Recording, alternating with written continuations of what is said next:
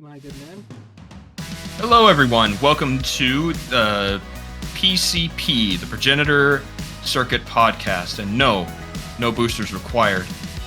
I am Juhadre, and joining me here on our first episode, we have Shazbot and Zeno and the Snurks. Hello, guys.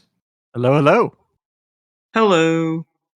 Hey, so we had a little bit of a chat with Bleen at the end of our August tournament, and you guys can find that wherever you found this.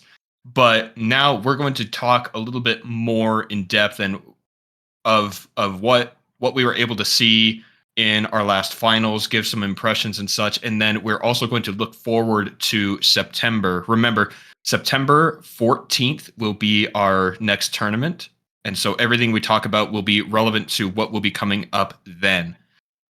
Guys, I put a few notes in here. We've got some stuff we want to talk about. And I think one of the most exciting things we talked about all the way back in July was lane swapping and the fact that it was a possibility. And I'm excited that it happened in August. Man, we just, the second that it happened, it was like, it's happening. Because we had been talking about it for months and months and months. And PLC history was made just by two people going top instead of one. Mm-hmm. So what I want to do is for those who aren't familiar with it, it's a professional strategy, not really a common one you'll see in solo queue. So let's talk about why it's important that lane swaps even exist, or why people do them, and what impact it had on our series. We'll start with why. Why would you lane swap? What's the purpose? Well, if we look at that first game where the lane swap happened, we had a very, very aggressive lane, a Lucian and Nami. It almost doesn't matter what the other team is. A Lucian and Nami is going to bully the other team. And it seemed like a very wise response to say, you know what, if you're going to be so aggressive early lanes, we're just not going to give you our people to get bullied, to get destroyed. And so they sent that Smolder top lane against the Tom Kench, who was able to stack, who was able to get that early game out of the way. And then very, very quickly, I think it was after the first or second back, they returned back to the lane and continued to have it. If memory serves right, that wasn't the only lane swap, but what a perfect example for a lane swap in that first game. Really enjoyed it. Yeah. And Zeno, what other reasons? Like you get your Smolder up ahead and you avoid the bully of the Lucian Nami. What else could you benefit from with a lane swap? Yeah, another benefit of lane swapping is just to avoid bad matchups for both, positions. While you see a lot of lane swapping happening with bot lane going into a different lane, I think lane swaps between mid and top can also be good based on the situation, just to be in a more favorable matchup. And that's actually more common to happen in solo queue. I know I've done that a few times with people wanting to avoid a bad matchup just to make things easier for both laners. Mm-hmm.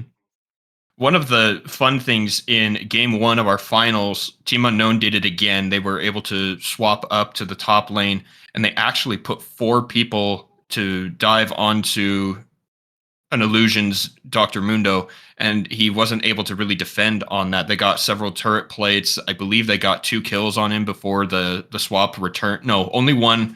But then, no, it was 2. It was 2. They got first blood, and then he almost 1v1'd Calavir, but ended up going down.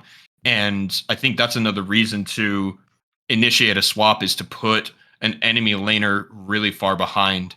And when they pick specifically to do that, it's pretty effective, and it's effective, I think, is all that we need to say. I don't think it's an every game type of strategy. It can be easy to counter if you swap in, or you pick a champion similar to Malphite or Maokai, who will be useful no matter what. It's one of those things that I hope we see more, and I hope we see it more dynamically. Like, just because we saw a weak lane avoid an aggressive lane doesn't mean we couldn't do the opposite. Say someone picked someone like Kale, a very, very passive, very, very late game focused, and so that early game is detrimental. Imagine sending Lucian and Nami against that Kayle to bully out, to completely reject experience for the Kayle. Or perhaps we could have lane swaps such that the mid lane gets bullied out. It's something that I want to see more teams experiment with. We're not pros, and maybe the game state, the meta, if you will, doesn't accept it. But it's the kind of mindset that I would love for teams to try and then find out why or why not they should do it. Um, yeah. As a big advocate of off meta choices and like having things play differently, I think it's really important for teams to experiment and to see what works, because that's how you define a meta, is by experimenting and trying out new things. I agree. And speaking of meta, I want to move on now to the drafting.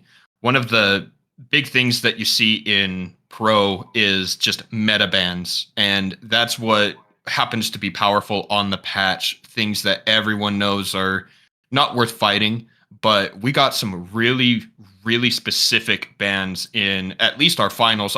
I'll be honest, I didn't go back through the regular games, but in the finals, they were so targeted, like it's so random. Like Evelyn was banned every single game of our finals. Yeah, it was one of those things that I believe that Evelyn was banned. Someone mentioned, I think in the Twitch chat, that Salt Lake had a very, very good Evelyn in the jungle, and after that, Evelyn was banned every single game against Salt Lake. So we never got to see Evelyn. I don't know how true that claim was, but that was enough to instill fear. And yet, it was kind of strange to me. I was listening to LS talk about how your time is finite in between tournaments, in between pro games, and so you can kind of learn what champions players are comfortable with. And but he talked about, instead of banning them out, practicing champions that have a favorable matchup against those champions. So like against Ari or against Evelyn, for example, learning how to counter those champions and then planning a strategy around that. It's something that I hope that the new teams that come in, or those teams invent a strategy to respond to the Evelyn rather than just banning it out every game. Right. Yeah, because at the end of the day, you have very limited bans. You can only ban up to 5 champions per team, and you can't even ban all 5 in one go. So because of that, you really have to strategize around that, and sometimes developing counters is the better play over just banning them outright, because if you go ahead and you counter if you go ahead and ban what they're doing, then they'll just come up with backup strategies and other champions they can play instead. We're dealing with a game with 170 or so champions in it. So like banning 10 champions isn't even like a huge part of the roster, less than 10% of it. So at the end of the day, there's always backups, there's always alternate strategies. So sometimes developing counters is more important than banning those champions outright, unless you just find that it's near impossible to deal with those champions in certain situations. So that would then put, if your team gets really good at that, it would put a priority on red side picking, I would imagine, because you get to counter the first pick and you get to counter the last pick. At what point do we get fewer target bans because we have players who are comfortable going into these matchups against even borderline one trick territory? I would love that. I like right now. I think PLC is a fairly blue sided, blue favored game right now, because people have these strategies that they are able to pull in, and red is not as good at responding. And thus, I would love a scenario where someone has, I don't know, 2 million mastery points in Warwick. No, I'm not the person that I'm referencing here. And instead of banning Warwick because they're so good with them. Instead, picking a champion that responds well into Warwick, and then suddenly you're on your back foot. Suddenly, the enemy team who's all high and mighty. Oh, I got my champion that I one trick is. Oh, wait, maybe this doesn't work out. Maybe I need to rethink what champion I put the next 2 million points into. There's a really good example of that. It was 2015. Pawn was the mid laner for Samsung White and won the world championship and then moved over to EDG in China. And at MSI 2015, he was up against Faker and SKT T1 at the time. And Faker locked in on game 5, the LeBlanc, on which he had never lost a professional game. Okay, so think about this. Season 3, that's 2013, 2014, and 2015, had never lost a game playing LeBlanc. And Han specifically waited to last pick against it. And when he saw the lock-in, they did a mic check. He said, good. And then he locked in Morgana. And so with that Black Shield, LeBlanc wasn't able to burst out the Morgana.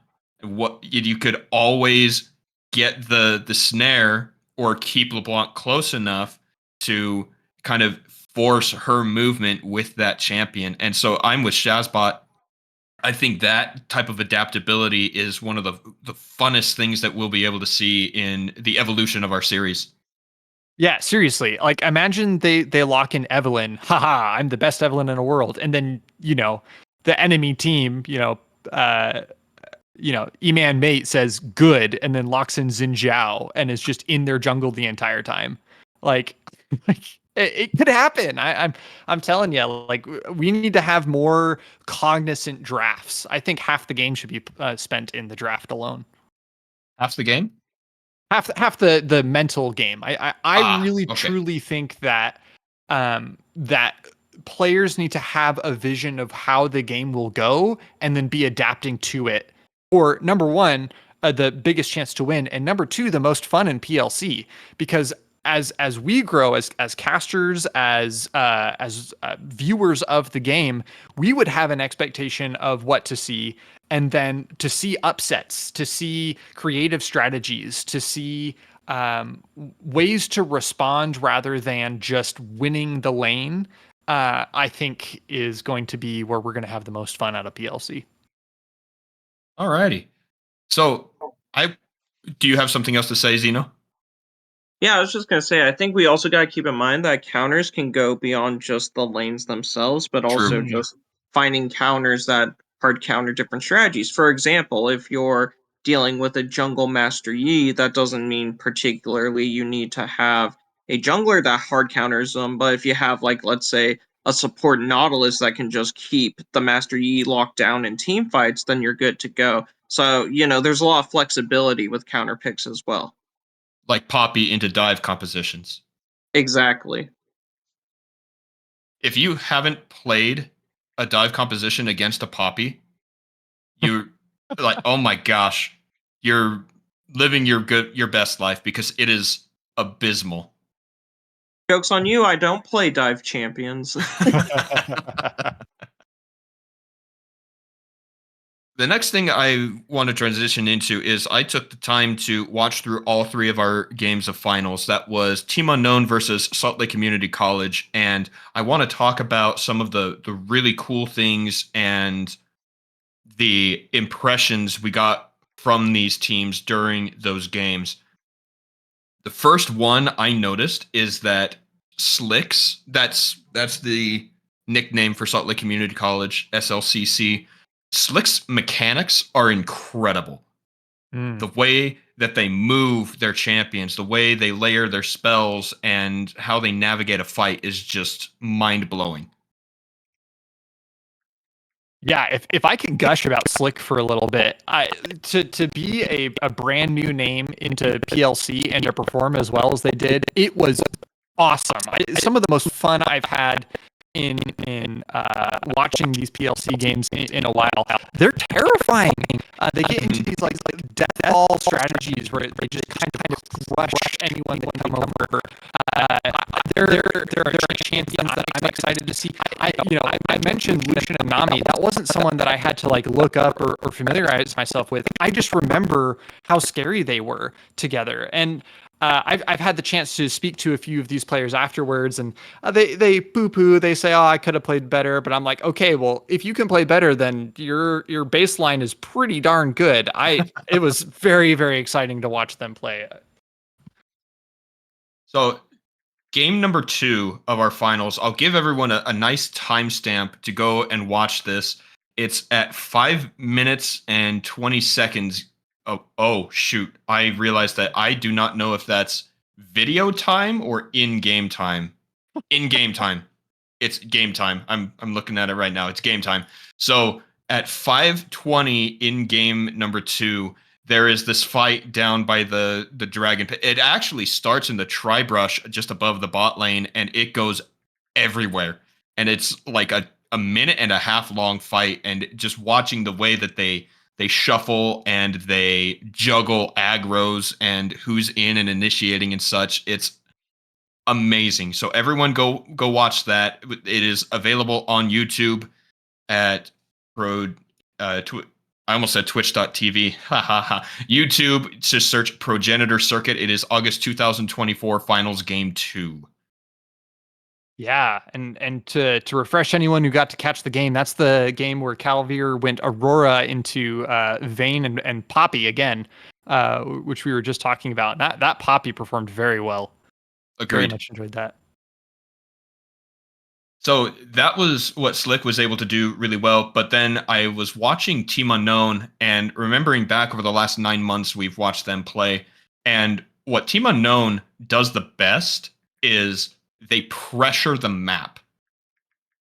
Just every game we watch them play, that's their move, is they're able to just strangle the sides of the map to just get this any of the lanes, push it, and then just incrementally reduce the amount of movable space that their opponents have. Yeah, map control is definitely a huge part of League. The more towers you can take early, the easier it is to go out and ward into main, contain control of the map, overtake the enemy's jungle, and to get picks. So definitely that early game pressure and pushing for that advantage can make a huge difference in a match. One of the other things that Team Unknown does a lot is they tend to experiment. Shazbot already brought up the Aurora bottom lane. I want to say they were the first team to initiate the lane swap as well. And they bring out these picks that just are surprising. They won several tournaments using Tarek Varus.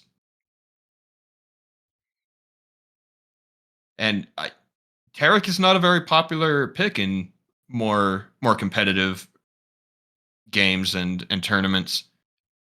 Herrick has a very polarizing kit is why you really need to plan around it. You need to time so many aspects of it well. So if your team and you aren't really focused in on what Tarek's doing and reacting to it, it makes it really hard to get anything done with him. Mm-hmm. So before we move away from talking about our teams, I want to bring up one thing that each of them can improve on. Did we lose you, Shazbot? Nope, I'm still here. Okay, you're just thinking, listening. Yes. Okay. So the thing that I think Team Unknown can work on is a little bit more focus because of their experimentation and the fact that they're having a good time. Now, hold on. I need to phrase this the right way. In order to win all of the games and be the best, Team Unknown needs to not goof off as much. However, if they're in it to have a good time, they're definitely doing that. But from the perspective of if we're looking for improvements on them winning everything, that's where I would draw attention is they do experiments and they do bring a little bit of chaos amongst their map pressure. Yeah, it's one of those things too. Like I would not mind, especially if you had chance. I feel like I'm hitting the same point over and over. But if they had some time to experiment with some strategies, bring it to a tournament, maybe expecting not to win in order to refine it for the tournament after, I think it's okay to quote unquote throw a tournament in order to better yourself. Mhm. I don't think that's necessarily goofing off, but again, I'm hitting the same point over and over. I hope it's a cognizant choice that players are having. I want to do X in order to get Y. And then after the game, they're reviewing, well, we tried to do Y. We tried to stop this dive cop with Poppy, but they just kept avoiding Poppy, or Mhm. Poppy wasn't able to stay relevant in lane, something like that, right? Having that pre-game strategy and that post-game review is something I would love to see all of our teams have. And then as they come to more and more tournaments, that is how you refine yourself as a team. That is how you start to understand your teammates more, how you're able to kind of predict strategies before the game and during the game. And then really like refine and have a great time. So if that's what Team Unknown was doing, then more power to them, because I want to see it. I love to see it. Yeah, I'm a big advocate of trying new strategies and trying out new things because you never know what'll work well. Like for example, I've personally been climbing in solo queue by playing tank support Lysandra. So, if you find something that works for you, go for it. That's my opinion. I was hoping that you would bring that up because you are so proud of how far you've got with that. You've been telling me that for months. Yeah, I've just been playing casually, and it's crazy that I'm able to maintain over a 60% win rate with this specific build where I'm just building mostly tank. The only damage item I build is Malignance, and that's just to use my ult more often. So Mm. yeah, just like finding what works for you and then building around that makes a lot of sense, which makes me wonder if like I'm not sure if we want to jump to this topic yet specifically, but it makes me wonder if that's maybe a reason why Slick kept banning Malphite was because they didn't want to deal with that specific champion based on their playstyle. Yeah. And what else is fascinating is Malphite is a Team Unknown staple. So it's always been one of Bear's favorites. He wasn't playing that day, but they were still banning it, I think, because of exactly what you said, Zeno, is playing against it it's harder. You got that one button that will remove your carry. And that was another really big thing about Slick is Rigby, their bot laner, incredible. And so if you have a Malphite who's always looking for you, trying to jump on you, then it really Mhm. does hamper the play. Very much so. And it's not like, Bear is great with his Malphite. I love watching Bear play, just to see how he's able to take something out of nowhere, these big surprise ults. But like you said, Malphite is good in just about every player's hands, from brand new players to pros, because the ultimate is so impactful. So don't blame them for banning Malphite at all. No, not at all. And Yeah, a so single oh sorry.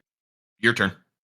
A single solid Malphite ult can completely turn around a team fight and help a team that's losing turn around the game and secure Hmm. some serious objectives. Agreed. So that does lead me to an observation I had about Slick is one of their things that they do is they focus on objectives like getting the Drake and the Void grubs and everything. They go and fight for those, but in doing that and focusing on their mechanics in the lane, they get more kills and all of that, but they aren't ever really able to turn that into pressure and to take the turrets and push through the map. And it was it was just those 4 games that we no, there were 5. There were 5 games. Mhm. And in the finals especially, game number 3, they just weren't able to take any turrets because they were busy doing the other things. And I think that that's somewhere where we can learn of where to focus, right? You got to get those turrets down. Otherwise, you're never going to get to the Nexus, which is how you win a game.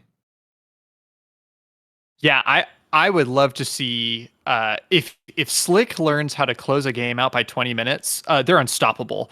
If they get out of their shell and are able to figure out how to play these comps that just build Hullbreaker or just click on turrets until they're gone, I think if they can learn how to do that strategy and then incorporate it into their already impressive strengths, they're going to be winning every tournament, and every other team is going to have to adapt to that.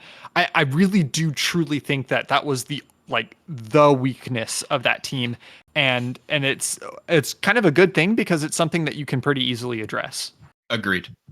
Yeah, because, well, not even just that, but if, enemy teams pick up on it, they can counter that pretty well. Because if the whole team is rushing to get Dragon or Void Grubs, then if the enemy feels like they're not going to be able to apply enough pressure to secure that objective, they can instead focus on pushing all the lanes, and each team gets, tower plates real quick and some CS, and that can help them, stay in the game and maintain their gold. So you got to think about these things. I do that all the time in solo queue personally. If my enemy laner goes and runs off to gank while I'm playing mid, I'll be like, oh, I guess I'm just going to push towers because my plate gold is guaranteed, but their kills aren't.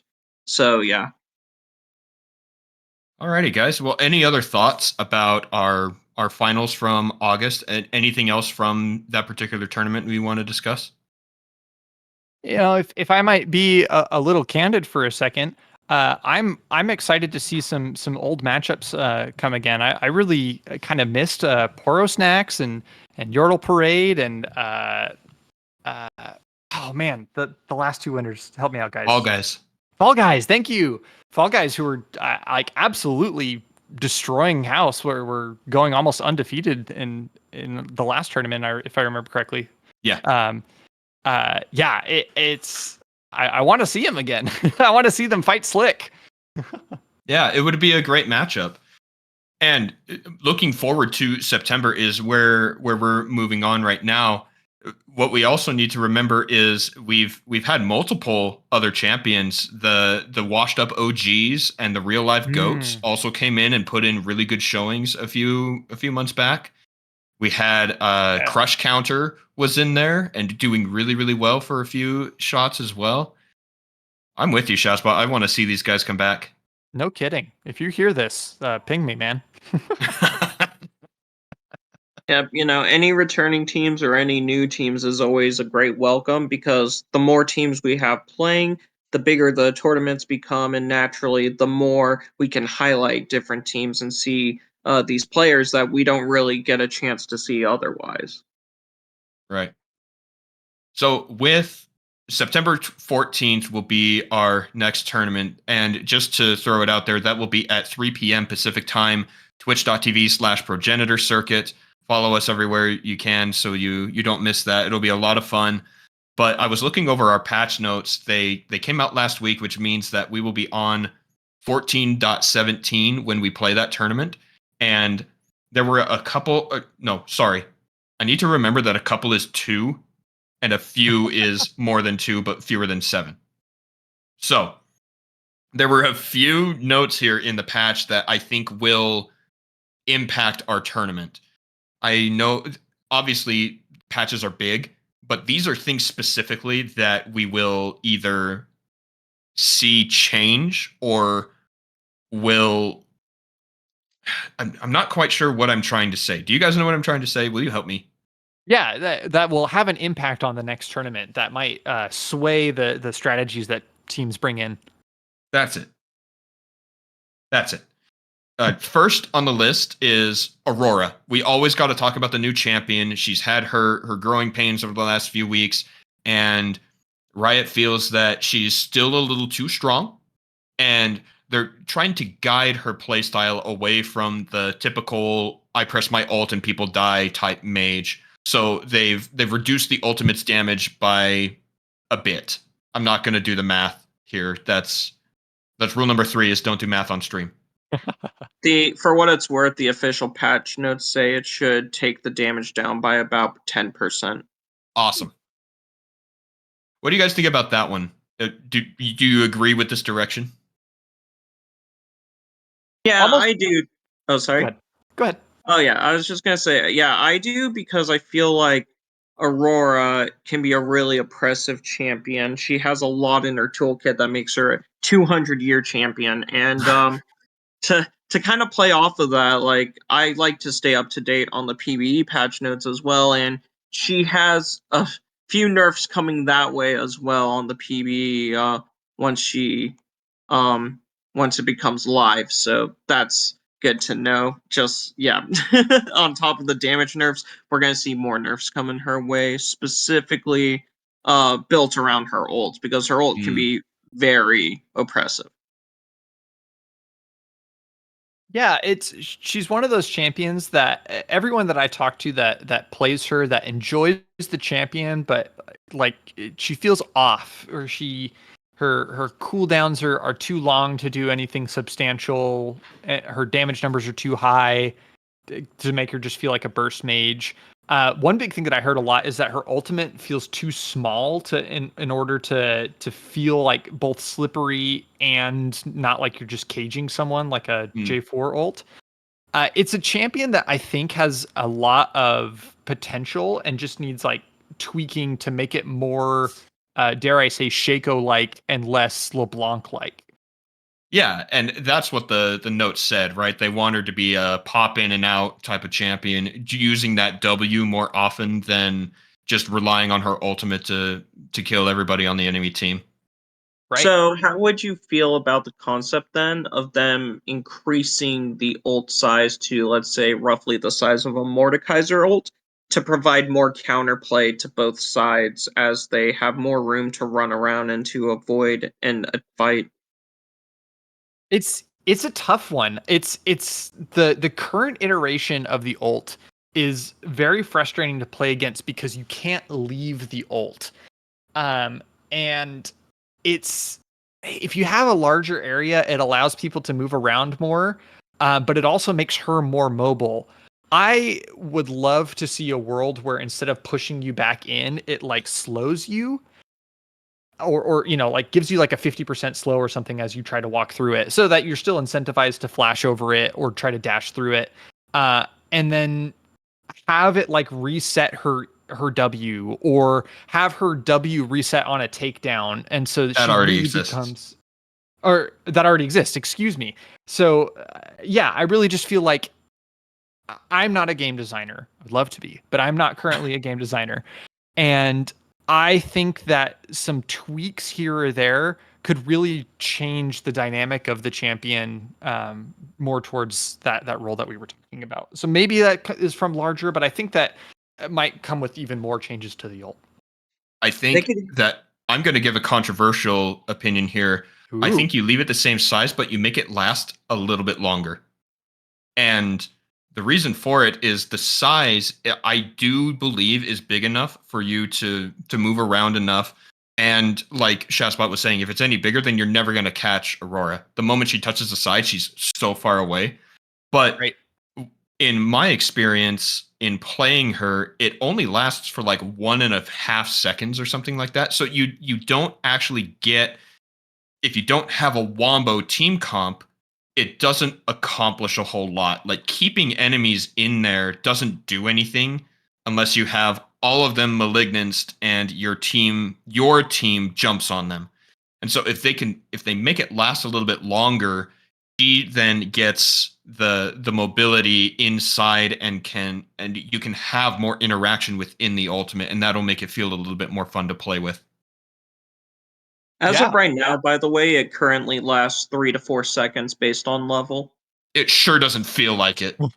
Like, I'm gonna throw that out there right now. It does not feel like it. It's so short. I guess to be fair, if you build tenacity and it reduces a 1.5 second stun into a 1.2 second stun or whatever it is, don't do math on stream.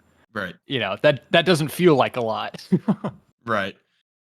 Yeah, also, as a heads up, the current PBE patch has it reduced from 3 to 4 to 2 to 3. Great. Well, I'm wrong. I'm Well, wrong. what I would like to see with Aurora's ult personally is I think I would like to see it function more like Thresh's ult, where you place it on the ground, it doesn't deal damage when you place it on the ground. However, if you walk through the barrier, it could slow you and then apply the damage. That way, it's once again, it doesn't force you to stay in there, and like you have the option to try to walk out, but you're going to take a lot of damage and make yourself vulnerable to more damage from Aurora. That's something I think would be a good change. Well, and like Shazbot said, we are not game designers, but we are game enjoyers. So listen to us, Riot. Or hire us. Or hire us. Yeah, that would be great. Next up on the list is Caitlyn. And it doesn't seem like a lot, but what we need to understand is Caitlyn is balanced where she gets more damage. She is a better champion. You don't need to build attack speed on her because your scaling is already pretty high when it comes to that. With Berserker's Greaves, you get enough auto attacks off, and it's your headshots that really is her damage. And so this buff here to her attack speed ratio, that's how much she gains per level, has gone up 0.015, which again, or 0.016, which doesn't sound very high. But if you think of that 18 times, it's going to be pretty big. Yeah, I remember Freak speaking about this change, this buff, with the goal being that even though Caitlyn is not someone who builds attack speed, they want to incentivize Caitlyn's to build at least one attack speed item. Mm-hmm. And it's very interesting to try to tap into the zeitgeist that way, because unless you can convince the majority of players to do it, most players don't adjust their builds one game to another. So if they're successful, great. But it's hard to show carry players or any other player that they should be building one of this and four of these. So it'll be interesting to see how that changes. But yeah. What do you think, Zeno?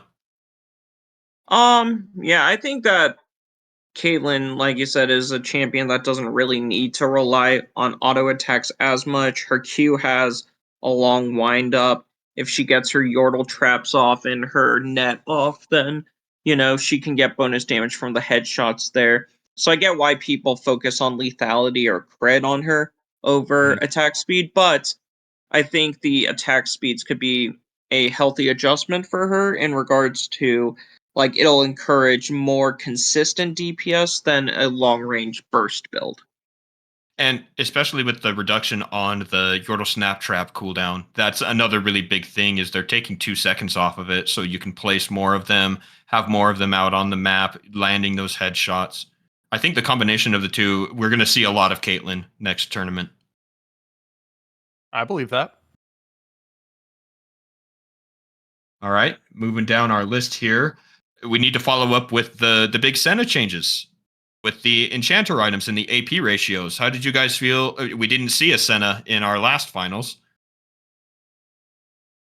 Well, I was really happy when I saw those Senna changes because I thought it was really cool, the idea of allowing her to heal more based off of her Q and her ult without impacting the damage. So I'm a little bit disappointed to see that get nerfed already, but I get where Riot's coming from.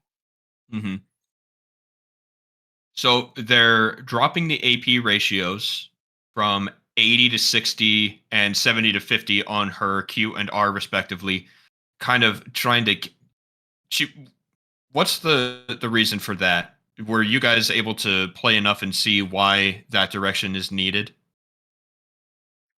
Yeah, if you just stack AP on Senna, her heals become absolutely ridiculous. And, like, regarding the fact that it applies to her and a teammate, like, there was potential to get some really goofy heals off, especially if you're building support items. So I get why they're doing that, because at the end of the day, they don't want the healing to be overbearing, because, Senna is meant to be this like kind of aggressive while maintaining range type champion where she can land snares, get her Q off, get her ult off to help her team. But if you focus too much on the healing and shielding ratios, it makes her much more of a passive character that discourages interacting with the enemy. Hmm. All right. Well, I think that we'll still see Senna at least in our drafts, whether picked or banned. We'll see her. Certainly. And down to our last champion that I want to talk about is Varus. And the only reason we're going to bring up Varus is because he's already popular in the PLC, and now they're buffing him. So it's going to be even higher priority, especially for our current reigning champions in Team Unknown. Remind me the changes that they're doing for Varus. They are upping the max damage on his Q. Gotcha. Oh man, by a lot actually. It goes level 1 goes from 15 up to 90 with plus 125% AD to 150. And then at the end, it goes from 235. So max rank Q at 235 is now up to 370. That's 135 extra bonus damage and 45% more AD on the Q. Yeah, I think you're absolutely right. We are going to see a lot more Varus in PLC.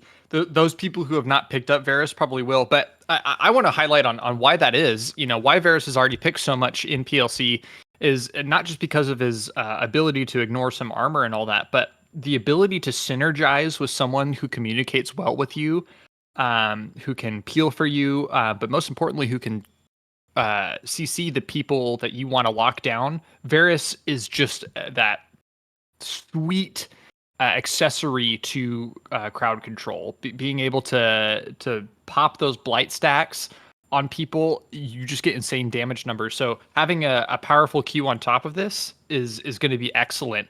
Ignoring the poke and lane strictly for the team fight ability to be able to absolutely blow someone up. By hitting all those blight stacks. I'm excited for this. I don't think it'll be too oppressive in our tournament. I'm hoping it won't be too oppressive in our tournament. But I want to see good players play even better. I highly expect more Varus bans, if nothing else. Yeah.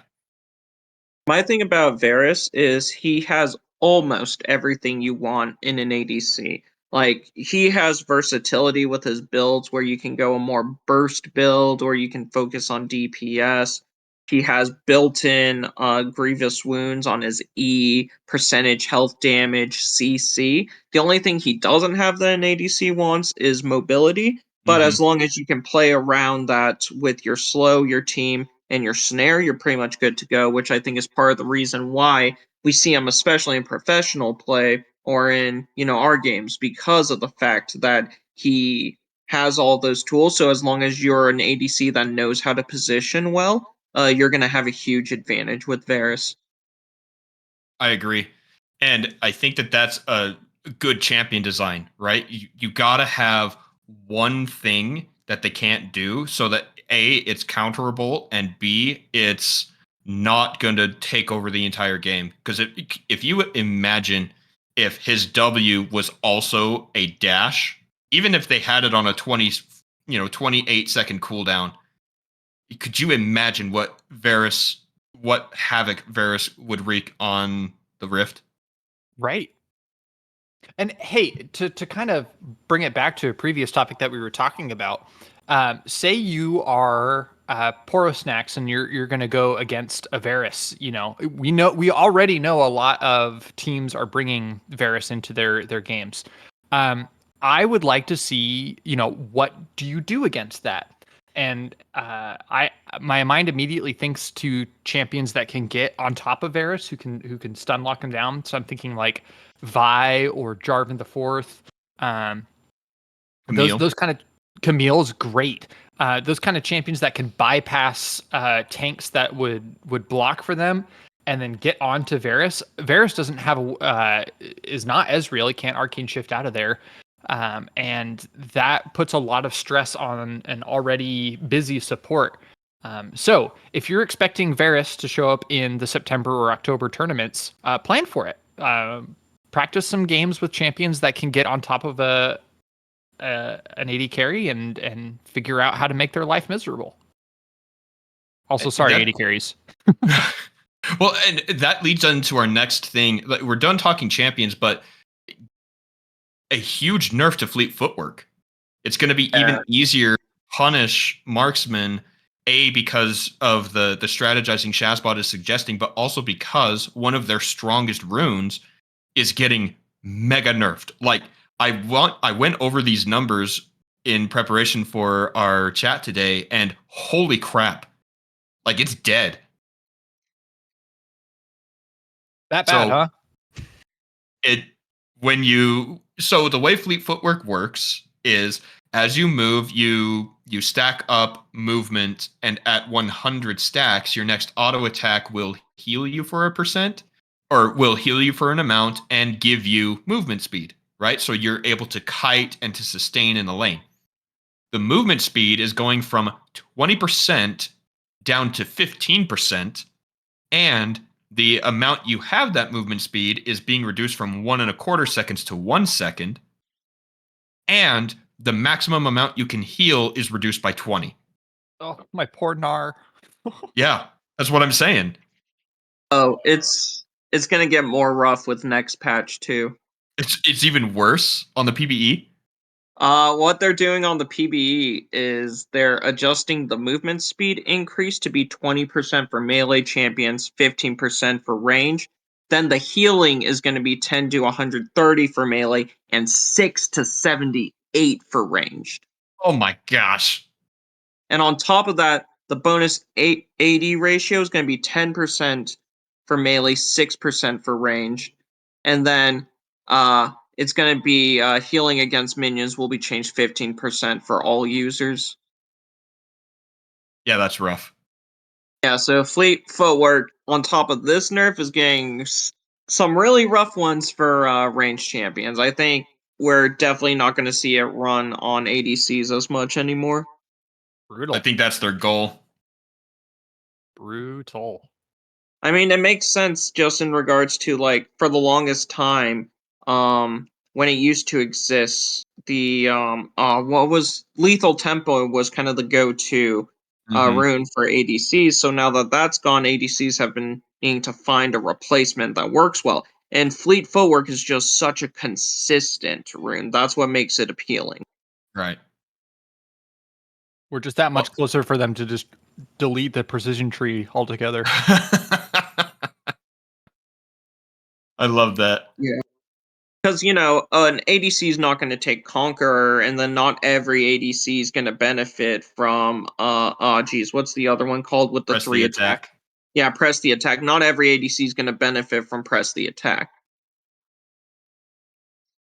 So I love where this has led us, right? We talked about Varus being one of these crazy marksmen. Most of the patch notes we talked about were about buffing marksmen, and now fleet footwork. There's one more thing I want to talk about in regard to marksmen, and Zeno brought this up as we were having dinner the other day. How much experimental hex plate is an underutilized item that could be really good on a select group of carries. Yeah, this conversation came up because I saw a Rav video where Rav talked about how he saw like a Zeri build experimental hexplate, and I was thinking to myself, like, some ADCs could really benefit from that, and some that come to mind aside from Zeri are like Twitch and Vayne could really benefit from that item. Shazbot, what do you think? Because Zeno and I have already talked about this. I want to get your opinion. I think on paper, even champions like Varus, champions that you listed, of course, that use their ultimate to initiate a fight, Ashe, even some champions that don't usually do that to initiate the fight, thinking like Draven or even Ezreal. It's an interesting thought. However, a lot of your money is going into survivability that you don't use particularly well. That HP. And so when you initially buy that item, you need to understand that you're going to be behind the other attack damage carry that is probably going to be building straight damage or something similar to it. So what does that mean? I think if you don't need as much damage in the team, but your team fights need a little bit of spice, I think it's absolutely something worth trying. I can't imagine you would build it as a first or even a second item, but your first 3 items are your core identity for the character, and I could see someone like Vayne building some very powerful damage items on the first and second slot, and then the third slot being experimental hexblade. We're trying out. Yeah. That's what I was thinking too, especially with Vayne, because most of her damage doesn't come from her autos, it comes from her true damage passive. Correct. And I think Kaisa is another great example of that. Could you imagine ulting right on top of someone, getting that extra attack speed to stack up the plasma that fast? See, that's a great example. Like, Kaisa's awesome, but she doesn't use the HP at all for her evolutions. So that kind of hurts her build, but keep going. Yeah, but the attack speed will help her evolving her E. And being able to jump in there with the health, right? You get the shield, but that only lasts for so long. And so having the extra hit points, I think, could be beneficial at the end of the shield from the ultimate, at least. Yeah, it would definitely be a very situational item that could be really good on some carries. Another champion I could see really using Hex Tech, that item, specifically Hexplate. I could see, Master Yi using it as well. That's actually insane. For some weird reason, I didn't even think about that. That's probably the most interesting champion you've said so far. Yeah, because all 3 of the stats, attack speed, AD, and health, are all very useful on Master Yi. Trundle would benefit from it a lot too, then. Yeah, yep. Trundle. Ooh. Trundle already benefits from it, and that's why we didn't bring him up. That's right. We're talking carries, people who shouldn't be building that item, quote unquote. Yeah, true. Alrighty. Well, guys, any other thoughts before we wrap up our first episode of the PCP? No, it was a lot of fun. This one also has potential, but you would need to plan around it a lot. Quirky, just because you could proc it a lot. I guess that's true. Alrighty, guys. Anyway, yeah, sorry. No, that's good. It's a continuation and it's a thought, just like we asked for. Well, that's going to do it for PCP this week. A huge thanks to Zeno and the Snurks, as well as Shazbot, for joining me, Juhadre, here on the desk. Thank you to Comet Crash, our producer this time around. And follow the PLC everywhere we have everything. We are on twitch.tv/Progenitor Circuit. We're on Twitter @Progen Circuit. We have our Discord, where all of this is available in circuit information. We are somewhere on TikTok, Instagram, Progenitor Circuit on YouTube, and don't forget to sign up for September 14th at www.start.gg/hub/progenitor-circuit/details. Woohoo! Yes, do all that stuff.